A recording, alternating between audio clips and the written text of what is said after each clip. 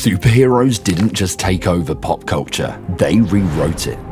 But the real story behind them is not what the comics want you to believe, because the world's most iconic heroes were not born in galaxies far away.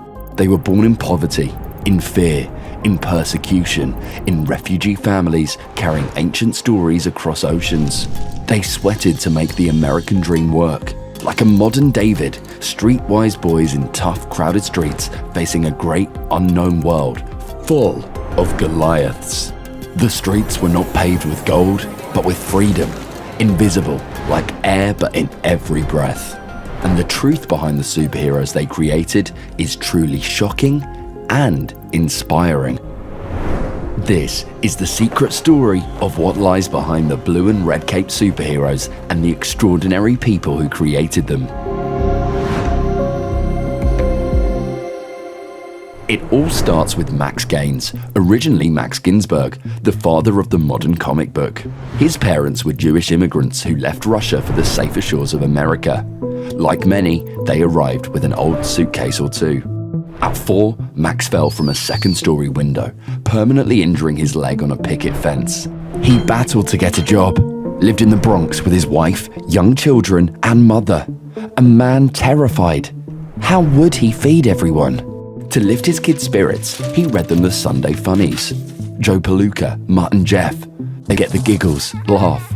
He thought, what if others also like comics, as books, not just strips? After weeks of pleading, he finally convinced his friend Harry Wildenberg to print a small batch of comic strip reprints. And in 1934, Harry published Famous Funnies #1, the first American comic book.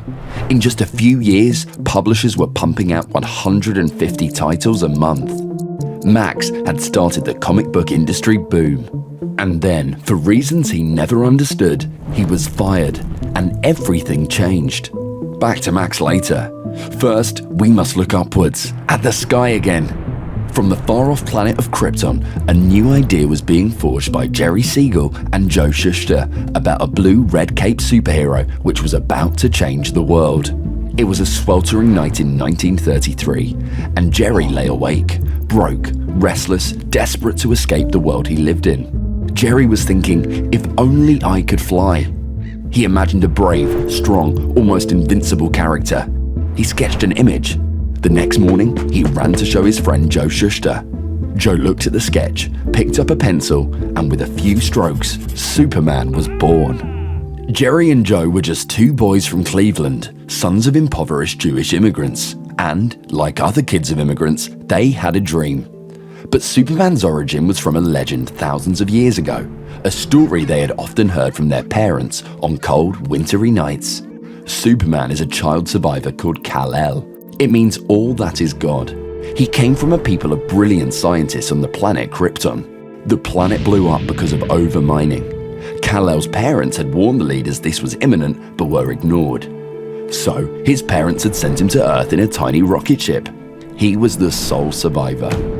Parents saving their infant son by launching him into the unknown in a crib? They might have called him Moses. Jerry recalled being inspired by how baby Moses was sent down the River Nile in a tiny basket, how it saved Moses' life. And Jerry thought, Kal-El's mother would wrap her baby in Krypton fabrics. And what if his character could change into his Krypton or Earth clothes at whim, have two identities, just like us, and be an invincible hero? After all, who doesn't want a hero to protect them? But in a terrible twist of fate, the creators sold the rights to Superman for $130 in 1938. Nearly 40 years later, in a TV talk show, an elderly man stood up and said, "I'm Jerry Siegel. I co-created Superman. I work at a supermarket bagging groceries." The studio audience gasped. There was public outcry. Warner Brothers, who owned the rights, eventually gave him a pension. However, as invincible as Superman was, World War II was coming. The nation needed a patriotic hero. And from the pens of Joe Simon and Jack Kirby, whose real name was Kurtzberg, sons of immigrants on the Lower East Side, came a new superhero. Joe and Jack's parents worked day and night in garment factories to feed their kids who also had the American dream. But, like many of their generation, whatever their background, they knew the jackboot would come for their throats. They were patriotic, and Captain America was born. Steve Rogers was a frail young artist, the kind of man the army usually rejected. He gets shot in the arm by a scientist, Dr. Einstein, a play on Albert Einstein. Because it's a secret serum, he's transformed into a warrior to face the new Goliath, Nazi Germany. It's the story of David, but now it was real for those young men.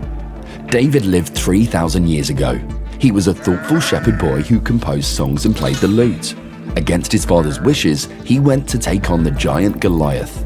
The odds were against him, but David used his wits. With his sling and a small stone, he faced Goliath alone. Goliath laughed, but David took aim. His stone crashed into Goliath's forehead and the giant fell dead. So when Captain America punched Hitler on that 1940 comic cover, it wasn't random fantasy. It was a modern retelling of David striking Goliath. As co-creator Jack said, Captain America was me, and his star-spangled shield was my patriotism. By 1943, comic books had a remarkable monthly readership of 25 million. So, with sweat, blood, and tears, the nerdy sons of immigrants had created superheroes with a comic strip patriot punching Hitler, changing the history of comic books. An emerging comic writer, Stanley Lieber, better known as Stan Lee, said the Nazis gave us the greatest villains to fight. But after the war, the industry declined, and whilst the monsters were defeated abroad, might the heroes face an evil at home? Superheroes had mostly been seen as a force for good. As Superman said, "Do good to others, and every man can be a Superman." But what is a Superman?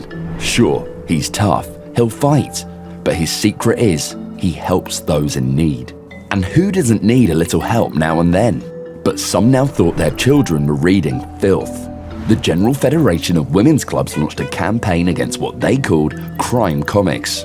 Dr. Frederick Wertham became the era's moral crusader, claiming comics were turning American children into criminals. His sarcasm was brutal. If you want to raise a generation of illiterate, half stormtroopers, then comics are perfect. And America listened. Comics were called disgusting, seized by police. People started burning comics throughout the country. The outcry grew, and in 1954, the subcommittee to investigate juvenile delinquency was begun.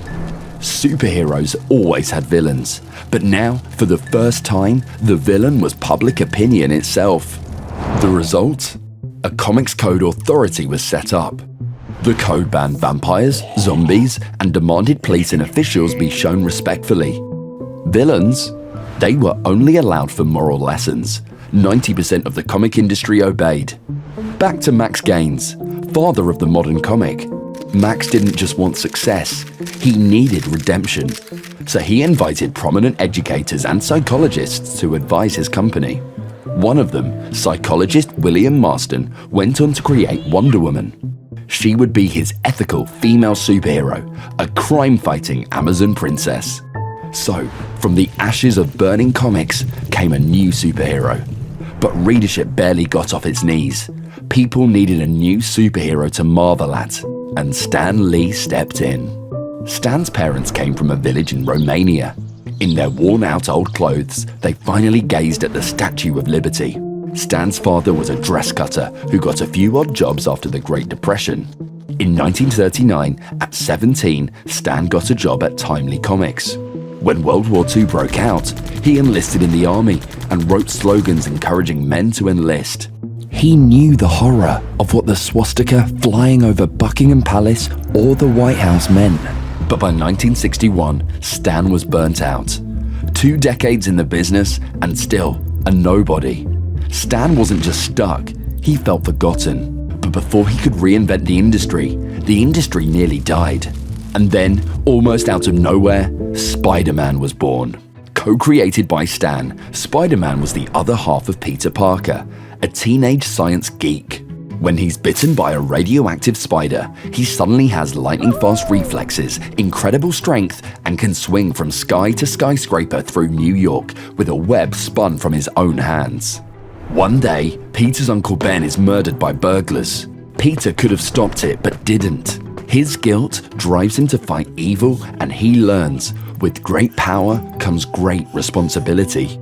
Stan borrowed the line from the great philosopher Voltaire. Teenagers loved Spider-Man. He was an instant hit. Many could relate to his dorky, outsider personality, wishing they could also best their enemies.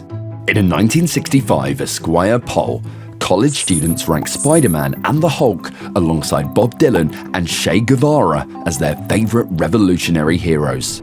One student summed it up perfectly. Spider-Man has money problems. He gets bullied. He doubts himself. He's one of us. The response was remarkable. In 2014, Spider-Man was read by more people than Batman, Superman, and the Avengers put together. But where did the story of the web-slinging superhero originate? Stan said he was inspired by the story of David. Spider-Man spun webs from his hands, almost like a slingshot, and overcame the powerful demon, the Green Goblin. David vs. Goliath captures so much of what makes superheroes love stories. The small guy defeats the Goliath, and good triumphs over evil when the odds are against you. And so, the 60s became a golden age for superheroes. The Fantastic Four, Spider-Man, the Avengers, Thor, the Incredible Hulk were born. As Ari Kaplan put it, the Hulk is a hero defined by rage he can't control. It wasn't new.